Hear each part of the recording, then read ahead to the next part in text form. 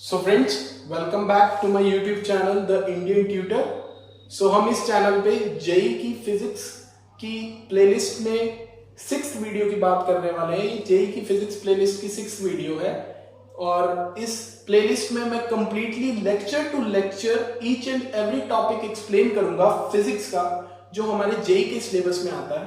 तो उसके अकॉर्डिंग ये 6th वीडियो है जिसमें हम सेकेंड यूनिट की बात कर रहे हैं, मैथमेटिक्स इन फिजिक्स। बेसिकली हमारे को कुछ मैथमेटिक्स के कॉन्सेप्ट पढ़ने पड़ते हैं फिजिक्स में, बेसिक कोर फिजिक्स स्टार्ट करने से पहले।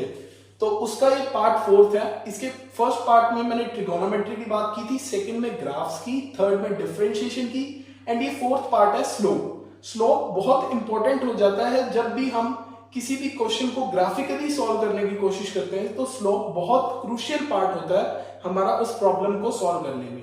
तो इसलिए आइए, और मैं आई कार्ड में वो लिंक डाल दूंगा और डिस्क्रिप्शन बॉक्स में भी पहले वाली पूरी प्लेलिस्ट का, आप उसको देख लीजिए। और प्लीज अगर कंटेंट अच्छा लगे तो शेयर कीजिएगा, सब्सक्राइब कीजिएगा इंडियन ट्यूटर को और लाइक कीजिएगा वीडियो को। तो let's start with the video. तो आज का टॉपिक है हमारा स्लोप। अगर एक स्ट्रेट लाइन के केस में बात करें तो it is defined as tangent of the angle made by the line with positive x-axis in anti-clockwise direction. That means tan theta, where theta is the angle made by line with positive x-axis in anti-clockwise direction. ये anti-clockwise direction में theta जो बनाती है line x-axis के साथ, इसके tan की value को हम स्लोप कहते हैं। हमने पहले पढ़ा था कि tan theta बराबर होता है परपेंडिकुलर अपॉन बेस। तो किसी केस में मैं बात करूं तो ये हो जाएगा y2 minus y1 upon x2 minus x1। इस केस में जहां पे ये पॉइंट है x2 y2 और ये पॉइंट है x1 y1, तो ये डिस्टेंस इसका परपेंडिकुलर हो जाएगा y2 माइनस y1 और बेस क्या हो जाएगा x2 माइनस x1। तो ये है क्या actually a change in y upon change in x। जब change in y upon change in x है, अगर मैं इस चेंज को इनफाइनाइटली स्मॉल कर दूंगा, इनफाइनाइटली स्मॉल मतलब dy बाय dx लिख दूंगा, मतलब बिल्कुल इस चेंज को थोड़ा सा चेंज कर दूंगा, मतलब 2 पॉइंट बिल्कुल क्लोज ले लूंगा, तो उनके रेट ऑफ चेंज जो उनका रेशियो आएगा उसे हम स्लोप कहते हैं। इसलिए the differentiation of y with respect to x for a graph represent the slope of the graph. मतलब जब हम x में थोड़ा सा चेंज कर रहे हैं, उसके कॉरस्पॉन्डिंग y में कितना चेंज आ रहा है, उस रेशियो को ही हम स्लोप कहते हैं या उसे हम डिफरेंशिएशन कहते हैं। तो जो स्लोप होता है एक स्ट्रेट लाइन का, वो ऑलवेज कांस्टेंट रहता है, क्योंकि ये एंगल्स हमेशा पैरेलल लाइंस के लिए इक्वल्स रहेंगे। पूरे क्वाड्रेंट वाले प्लेन में, पूरे कोऑर्डिनेट प्लेन में ये लाइन का स्लोप हमेशा कांस्टेंट रहेगा। तो ये बहुत इंपॉर्टेंट स्टेटमेंट है, the slope of a straight line is always constant.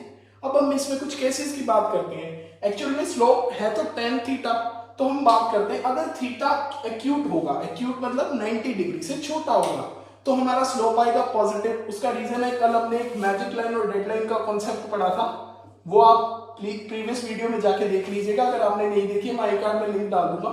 उसके अकॉर्डिंग ये फर्स्ट क्वाड्रेंट में all trigonometric ratios are positive, तो इसमें सारे पॉजिटिव होते हैं। tan भी पॉजिटिव होगा तो हमारा जो स्लोप है वो tan थीटा है, तो हमारा स्लोप भी पॉजिटिव आएगा।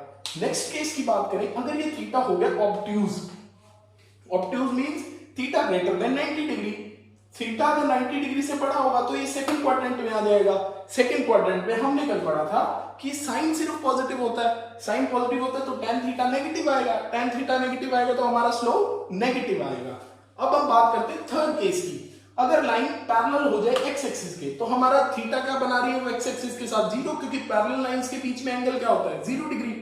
जब 0 डिग्री एंगल आएगा तो tan ऑफ थीटा की वैल्यू क्या होती है 0, तो इसलिए हमारा स्लोप भी क्या हो जाएगा 0। और अगर लाइन परपेंडिकुलर हो x एक्सिस के, मतलब वो पैरेलल आ जाए y एक्सिस के, तो उसका स्लोप क्या आ जाएगा नॉट डिफाइंड, क्योंकि tan 90 डिग्री पे डिफाइंड नहीं होता। उसका रीजन ये होता है कि tan का फॉर्मूला होता है sin अपॉन cos, और cos 90 डिग्री पे 0 वैल्यू देता है और sin 90 डिग्री पे 1 वैल्यू देता है। तो 1 अपॉन 0 इंडिटरमिनेट फॉर्म है, इस वजह से ये पॉसिबल नहीं होता अपॉन में किसी भी चीज के अपॉन में 0 आ जाए तो नॉट डिफाइंड हो जाती, इस वजह से ये tan of 90 degree not defined होता है। अब हम इस केस की बात करें, अगर हमारा एंगल ऑब्ट्यूज है तो हम उस लाइन का स्लोप कैसे ऑब्टेन करेंगे।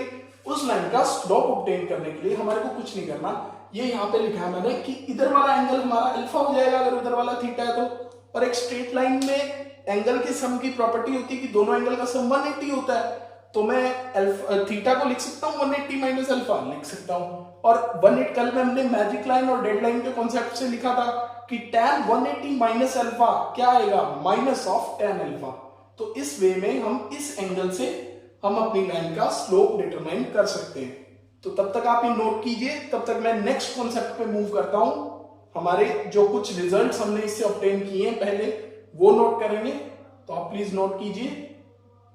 सो फ्रेंड्स, अब हम आगे देखते हैं स्लोप ऑफ अ कर्व। अभी हमने पढ़ा था slope of a straight line, slope of a curve. अब कर्व का इशू क्या है कि कर्व में अपने पास कोई भी एक स्ट्रेट पॉइंट नहीं होता जिसपे हमें उसकी एंगल निकाल सकें एक्स एक्सिस के साथ पॉजिटिव डायरेक्शन में, क्योंकि हमारे को पता है स्लोप तो होता है tan theta, where theta is angle made by it in the positive. Slope होता है हमारा tan थीटा और tan थीटा बराबर होता है dy बाय dx के। तो हम बात करें slope of a curve at a point is defined as, अब ये बात हमेशा ध्यान रखना, किसी भी कर्व है उसकी स्लोप किसी पॉइंट पे डिफाइन की जाएगी, क्योंकि कर्व की स्लोप हमेशा वेरिंग होती है, तो वो eight a point he define की जा सकती है, पूरे कर्व की एक स्लोप नहीं डिफाइन की जा सकती। इसलिए इसकी डेफिनेशन बनेगी slope of a curve at a point is defined as tangent of angle made by tangent at the point with positive x axis in anti clockwise direction. मतलब अगर मेरे को इस पॉइंट पे स्लोप निकालनी है तो मैं इस पॉइंट पे टेंजेंट बना दूंगा कर्व पे। टेंजेंट आपको पता ही है, सर्कल की टेंजेंट होती है ना, जो टचिंग द सर्कमफ्रेंस होती है। तो सिमिलर वे में मैं टेंजेंट बना दूंगा और वो टेंजेंट इसके साथ एक्स एक्सिस के साथ जो एंगल बनाएगी, इस एंगल का tan उस पॉइंट पे स्लोप पे डिफाइन करेगा। अब आ जाओ इस पॉइंट को कुछ मैग्नीफाई करके देखते हैं। वो मैंने इसका मैग्नीफाइड व्यू बनाया कि छोटे से चेंज इन x से dx से छोटे से चेंज जो y आ रहा है, तो इसी rate of change of y with respect to x को ही हम स्लोप कहते हैं। तो उसको हम ऐसे देख सकते हैं कि अगर यहाँ पे डेल्टा x डिस्टेंस है दो पॉइंट्स के बीच में और मैंने इसको डेल्टा एक्सटेंडिंग टू 0 कर दिया, तो वो किसके इक्विवेलेंट हो जाएगा, dx के, where d is very infinitely small change in x। तो हमारा स्लोप के केस इस केस में क्या आ जाएगा, dy बाय dx। मतलब कभी भी कर्व का स्लोप निकालना हो तो उसके किसी भी पॉइंट पे, जिस पॉइंट पे निकालना हो उस पे टेंजेंट डाल के और उस टेंजेंट से जो एंगल थीटा बनता है एक्स एक्सिस के साथ, उसका tan निकाल के हम उसका स्लोप बता सकते हैं। अब कुछ इंपॉर्टेंट स्टेटमेंट्स हैं कि differentiation of y with respect to x represent rate of change of y with respect to x। मतलब जो हमारा स्लोप होता है वो rate of change of y with respect to x होता है, और जो हमारा differentiation of y with respect to x, मतलब इस कर्व की कोई इक्वेशन होगी y is equals to function of x, तो जो हमारा dy बाय dx है वो ही हमारा स्लोप डिफाइन करेगा किसी फंक्शन का एट अ पॉइंट जिसका कुछ कोऑर्डिनेट्स होंगे x, y। ठीक है। और सेकंड इंपॉर्टेंट पॉइंट है ग्राफिकली डिफरेंशिएशन किसी भी कर्व की स्लोप को रिप्रेजेंट करता है। ये मैंने आपको अभी ऊपर एक्सप्लेन कर ही दिया कि ग्राफिकली डिफरेंशिएशन किसी भी पॉइंट पे उस कर्व की स्लोप को रिप्रेजेंट करता है। तो गाइस आप ये नोट कीजिए। अब हम इसका एक एग्जांपल देखते हैं और उसके बाद ये टॉपिक फिनिश है। उसके बाद हम नेक्स्ट वीडियो में इंटीग्रेशन पे बढ़ेंगे। तो अभी आप ये नोट कीजिए।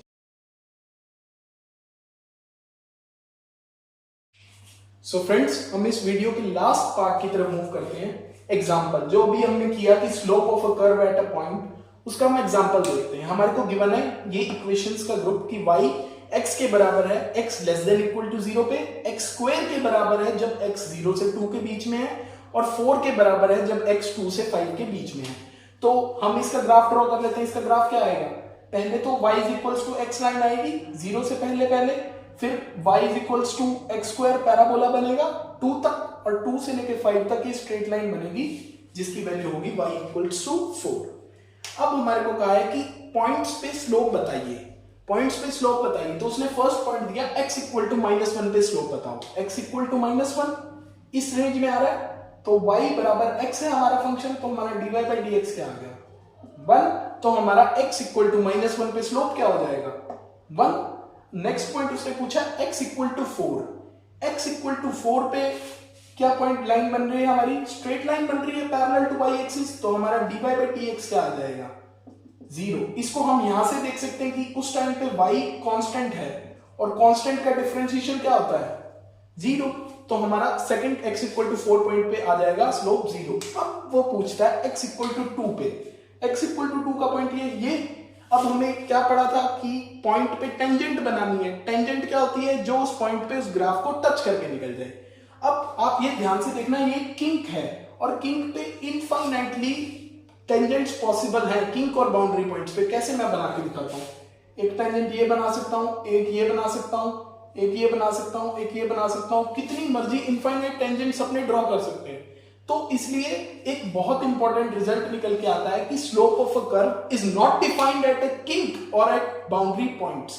इसलिए x इक्वल टू 2 पे एंड x इक्वल टू 5 पे कोई भी स्लोप डिफाइंड नहीं होगा। वहां पे अगर हमसे पूछा जाए तो हम सिंपली लिख देंगे slope is not defined here. So friends, इस वीडियो के लिए इतना ही। अब हम बात करेंगे इंटीग्रेशन के बारे में, जो बेसिक ऑफ मैथमेटिक्स का last but not the least topic है। तो तब तक के लिए अगर आपको वीडियो अच्छी लगी तो प्लीज लाइक करें, शेयर करें, सब्सक्राइब करें, और कोई क्वेरी हो, डाउट हो तो प्लीज कमेंट सेक्शन में पिन अप करें या मुझे मेल कर सकते हैं। मैंने डिस्क्रिप्शन बॉक्स में लिंक डाला है और इसकी प्लेलिस्ट की पहले की 4-5 वीडियोस आप देख सकते हैं। मैंने डिस्क्रिप्शन बॉक्स में लिंक भी डाल दिया है। और आपको कंटेंट अच्छा लगे तो प्लीज हेल्प करें, लाइक करें, एंड थैंक्स टू ऑल। आपके सबके सपोर्ट की वजह से हम इस जेई फिजिक्स की सीरीज को आगे कंटिन्यू कर सकते हैं। So please subscribe to the Indian tutor. तो तब तक के लिए स्टडी हार्ड, स्टे फोकस्ड। जय हिंद।